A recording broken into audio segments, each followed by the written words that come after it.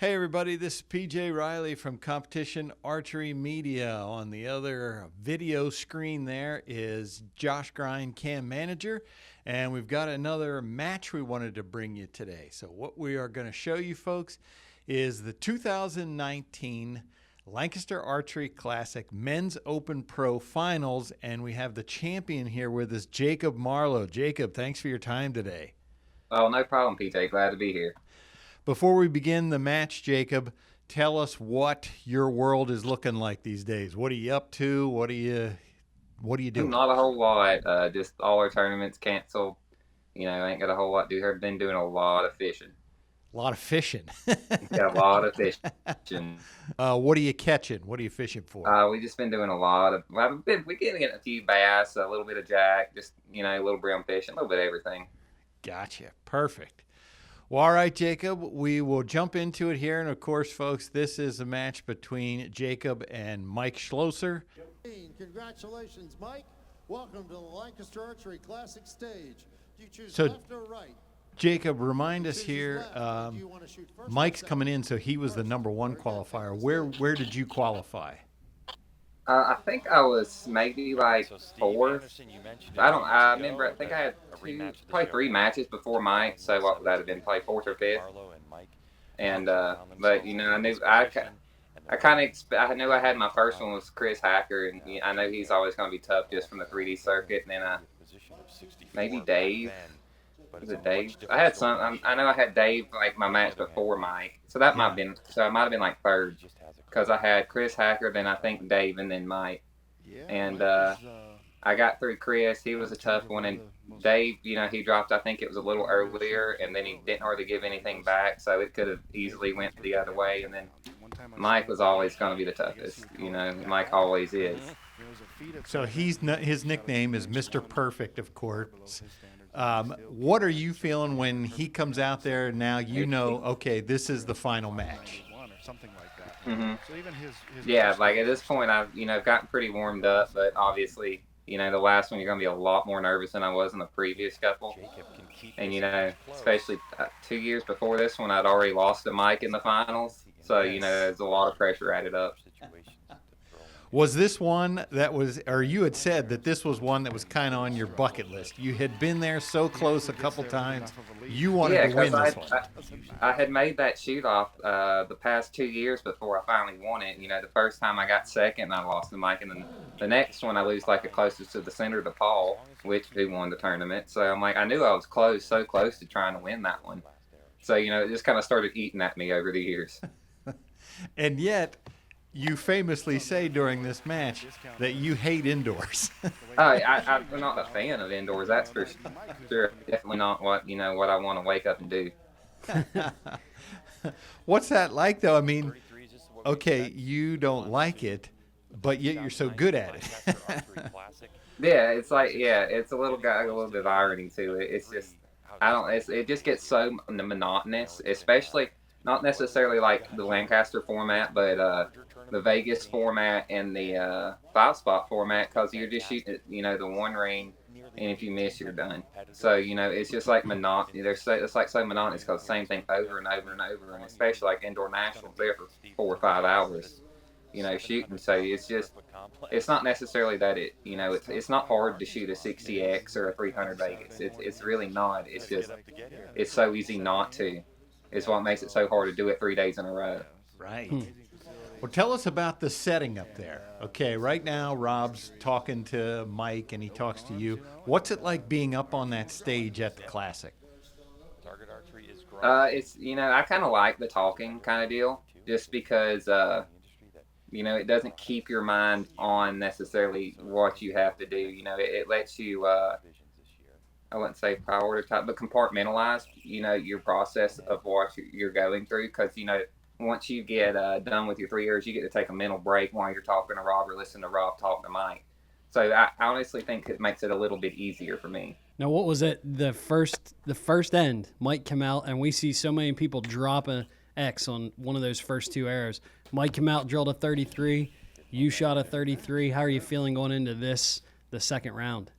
Well, I just watched my first arrow and I dropped one, so I'm feeling a lot worse at this point. Right. I think I remember there was a slow-mo of it got around when I'd missed when I'd said probably a word I shouldn't have on stage, and I got roasted about that one. I think it was that end.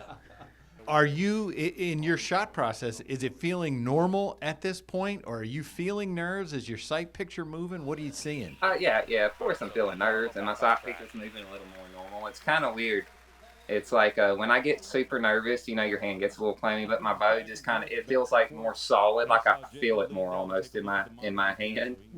So that's where I feel like I get my extra jitter from. It's almost just like the back wall's even like so hard for some reason when I'm nervous is the only way I could explain it. And so it's like I feel like it's really sensitive on my pressure when I'm nervous. I feel like it's a little more like critical. So I feel like I concentrate on my shot process more when I am nervous. So I think it helps me do as well as I do under pressure. So right here, you're down 1 point. Do you even know that? Does that matter? Oh, I know. I know exactly where I'm at, and it's not where I want it to be. In that situation, does that make you try and do things harder, or are you able to control it and just say, all right, just do your shot? It's like, I know I got to hit the last one. So, it's just, I got to, do the best shot that I can. Just because I'm down one doesn't affect what I got to do. I already knew even if I wasn't down one, I needed to hit all of them. So let's talk about your anchor. Everybody always talks about Jacob Marlow's anchor. Your lip comes up at the back there. What's happening there that causes that to happen?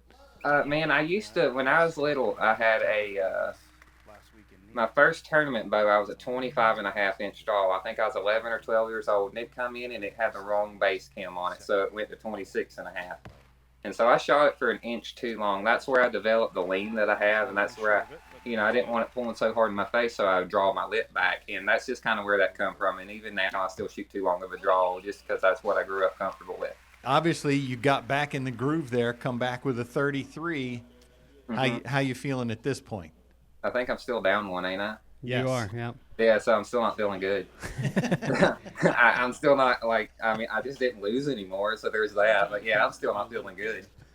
Now, when you're up there shooting, are you watching Mike's arrows and kind of following along where he's at in that particular end, or are you just shooting your 3 arrows and trying to make points up?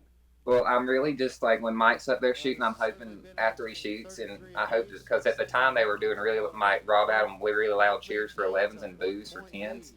So I'm hoping every time Mike fires, I hear a really loud boo, so I'm not necessarily watching it. I can tell where he hits by the crowd's reaction. I think you had Darren Christianberry. Wasn't he in your box during this match? Darren was behind me. Is he saying anything to you? You talking to him at all? Not a whole lot, just enough if I'm nervous, and he's like, Darren's just there for that moral support for me. It's not necessarily a ton of conversation, but there is a little.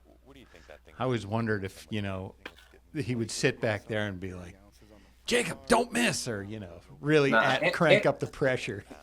In between the matches, like we would have conversations and such, but, it's like, don't mess this one up, or, hey, at least I'm on the podium now, or something like that.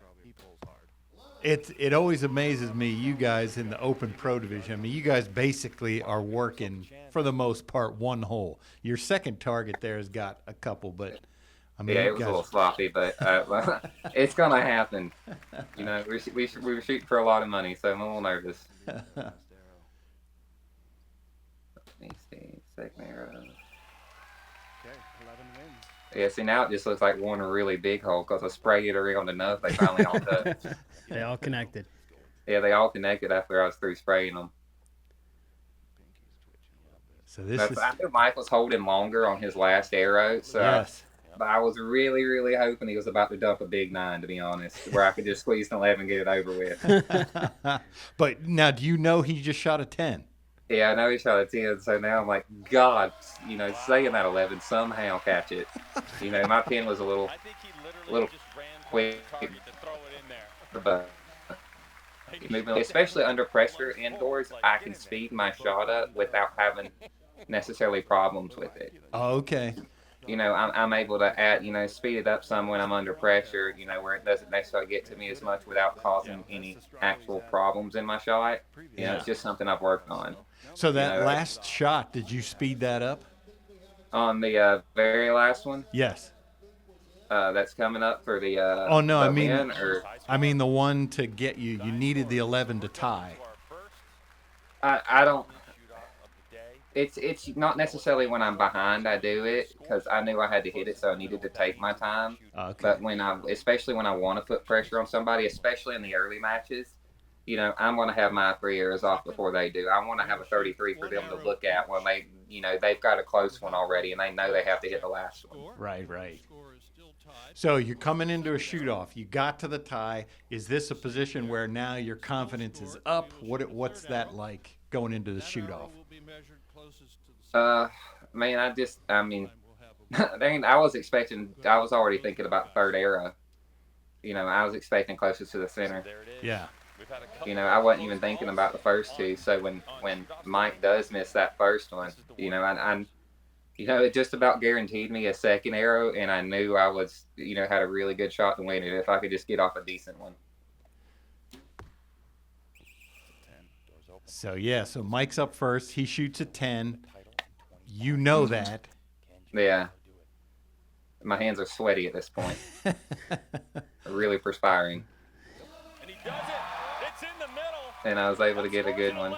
Did you know it as soon as you shot? Yes, that's in the middle. Oh, yeah. Well, I heard Darren say something behind me, and I knew. And so then what's that feel like now? Boom, it's over. And with it, $20,000 plus. Honestly, to go to like the big check department at the bank. Because I mean, just like you said, just a couple minutes earlier, you thought you were out of it. You shoot your 1 arrow to get to the tie. Boom! In 2 arrows, you totally flipped the script. Yeah. The match turned to 180 real quick. That just shows how close, how quick things can happen in our sport. And then right there to greet you, you got Darren Christianberry, Josh Sidebottom, your brother's there, Tyler, he comes up. How's that feel when you got all those people right there behind you? It's cool to have the support, obviously from Tyler being my family, and just, from like all of our TOG guys, they're extremely supportive. When we're not doing well and, we need to pick up, or if we do well, they're the first to congratulate you. So it's kind of cool to have them in your corner. Yeah, so you guys are 1-1 now in the Classic, you and Mike. Mm-hmm. We need the tiebreaker one of these years. I'm sure we'll try to give one for sure. Now, I like it be 2-1 my favorite, but we'll see. How about that belt buckle? Where does that live now? That was a first for us, and you got it. Where is that? I think it's still on. I got it on one of my belts at the house still. It's hanging up. Gotcha. I think I saw you had a shoot. I forget which one, and you had it on there, whatever quiver. Yeah, I actually I changed out the belts on my quiver just recently. But I think it's on the belt I got from them. Gotcha. Now, which bow were you shooting for the Classic that year? Victory X, I believe. I think it was a Victory X. I heard the commentator there talking about how hard Mikey pulls on his back wall. What is your holding weight? Because you shoot a much lower holding weight, correct? Oh yeah. When I won that tournament, I think it was around 7 or 8 pounds. Wow.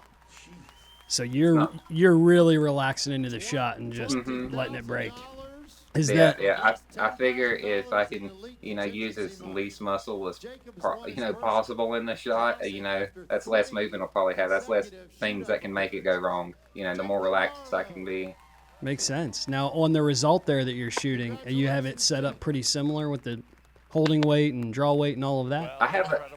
I have a little more holding weight because the mass weight of the bow was heavier. So for me to get the hold that I wanted to, I had to go up to around 10 pounds on this one, but it's still not a lot.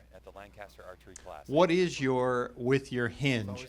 What is your activation process? Are you relaxing your index finger, or are you pulling back with your shoulders? Man, honestly, I just kind of when I draw it back, I get my pin close to my spot. I roll it to the click. And, I like my release set when my hand's in a fully relaxed position, like its natural position. I like it to fire just before that.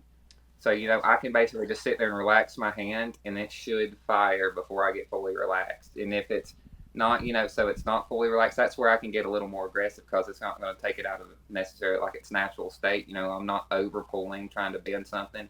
When I want to pull through, I still have, that extra leverage because I'm not past that point that my hand, that it comfortably goes to. Right. So I can pull back to that point really easy, and it's going to fire before then. So that's how I use it to speed up my shot when I need to. Gotcha. Is that the same setup that you use for 3D, or do you change anything? As in just the shot, or just your release? Or do you have do you do exactly the same thing for 3D? Oh yeah, I usually keep just about everything the same on that. There's not a whole lot of differences. Gotcha. I try to keep it same across the board as much as I can. How much do you change your draw weight between indoors and outdoors? I usually don't. Okay, and what is your draw weight at now? About 60. I usually shoot for 60 for just about everything. Gotcha. I guess we should mention you're in Known Pro for 3D, so speed isn't necessarily as much of an issue. You're not trying to judge yardage. Yeah, it still helps on a couple things, but it's not near as much of a factor as unknown. Gotcha. Yeah. Now, what arrows are you shooting for 3D, and the weight in those, and what's your setup there for this year's 3D season that we think we actually will get off the ground now? Yeah, that will get off in like another 2 months. I'm shooting a Black Eagle PS23 with 120 grains in the front, and I want to say it's around like 29 inches carbon to carbon, somewhere in that area. Gotcha. I have a not so new equipment question. Talk to us about those bows hanging on the wall behind you. Which ones are those? Well, we used to have an archery shop. I think we closed it probably 10 years ago, but those are just some of the ones we collected over the years. There's some, obviously some old bears. We have an XI somewhere around here. Yes. We have a York. Do y'all remember like the original Yorks with the shoot-through riser? Yeah. Yeah, we have one of those hanging up. We got an XI Premier. We got all kinds of stuff. So how long have you been shooting? I had a Nerf bow since I was like 2, so probably like 22 years at this point. And so your dad got you shooting. How did you get involved in competition shooting? And you said you had an archery shop there. So what does the history of archery for Jacob Marlow look like? Well, my dad obviously introduced me to it. He started shooting tournaments around the time I was born, so I kind of grew up with it. We started an archery shop. A few years later, we had it for I don't know, probably 10 years, and we just got so busy because we started shooting more and more tournaments. My parents working regular jobs. We couldn't do the shop and shoot and just do everything we had to do, so we shut it down and just concentrated more on our own archery. What do the next couple years look like? Graduating college, shooting as a professional archer. What do you want the next couple years to look like? What are your goals? I still got a couple tournaments I want to win, but I've been shooting professionally full time here for a little bit. But with this Corona stuff, I'm looking at something to have as an extra job as a backup plan, just because you don't necessarily, it's kind of weird, kind of things from God, but it's nothing we can control. It can affect our industry to the point that we may not necessarily have jobs. So I am going to figure out something, to have as a backup plan. But other than that, I want to keep doing what I've been doing. You want to win. Your goal is to win every single indoor tournament that you can enter, right? Yeah, pretty much. Well, I've gotten, because our big three, it's kind of, we'll have all three. Well, yeah, you got, I think you were cut out there for a second, but you got Indoor Nationals, you got the Lancaster Archery Classic, Vegas. That's the one, right? Yeah, that's the one I need. That's the one I really got to get, Made the shoot off, I think, 2 of the past 3 years, but hadn't got above 4, so got a little work to put in. Does it surprise you knowing inside yourself that you don't like indoor? Does it surprise you the success that you've had indoors? I feel like it gives me an advantage to an extent, just because it's not what I focus on, so it lets me not prioritize as much, so I don't think as much. I feel like it's a lot of people's problems indoors is they overthink. Right. So it's not the game I grew up with, so some things are still new to me. these guys, I shoot, with everybody. Like, I still have to, like, watch them at the buzzers because I don't remember what beat tells me to go where. Perfect. What other tournaments have you maybe not shot yet that you would consider? Have you thought about doing any international stuff, shooting any USA Archery or that kind of World Cups? I've shot a couple USAT events, not very many. I mean, honestly, that's so much, I love my job, but there comes a point that traveling gets so much, I don't want to do international events, really. Just, Okay. I get, like, I know everybody, a lot of people wants that to be their dream career, to travel and shoot tournaments, man. But I like being home. I like being home with my buddies. I like being home with my family. Yeah. Gator Cup's probably an easy one for you because it's right there. It's 3.5 hours from me, so I've been looking at it pretty hard. I don't know if I will or not, but it's definitely a possibility this year for sure. Gotcha. Yeah, a few less tournaments this year. Might as well try to take advantage of something different. Yeah. I mean, like we got hopefully 3 more ASAs. If depending on Kentucky, I guess. Hopefully 3 more ASAs, and I guess probably both S. Yeah. There's not a ton left on the schedule. Right. Nope. Well, Jacob, one of the things that we see at the Classic every year, the younger archers, you are their guy. They're cheering for you. Most of those applauds and yells and boos come from the younger archers. I know the Lancaster Archery Joad team, you're their favorite shooter. So the year you won, I saw kids crying. So where can those other archers follow you on social media? And I got a little Facebook page. I don't necessarily post on a ton, but most of my stuff, if I'm on post on Archery, I'll put on Instagram. Okay. It's just like my little @ handle. I think it's like Lonnie J Marlow or something. And most of my stuff, if I post it, it's going to be on there. Instagram. Great. Gotcha. All right, everybody. Thanks for joining us for another commentation of a match. We sure like getting in the archers' heads and seeing what they're thinking while they're competing out there. And, of course, we thank Jacob. Jacob, we sure appreciate your time today. Oh, no problem, PJ. Always a good time to come on. We certainly hope to see you at a tournament soon. That is definitely our goal. All right, thanks, everybody, for joining us again at Competition Archery Media. We appreciate your time and support.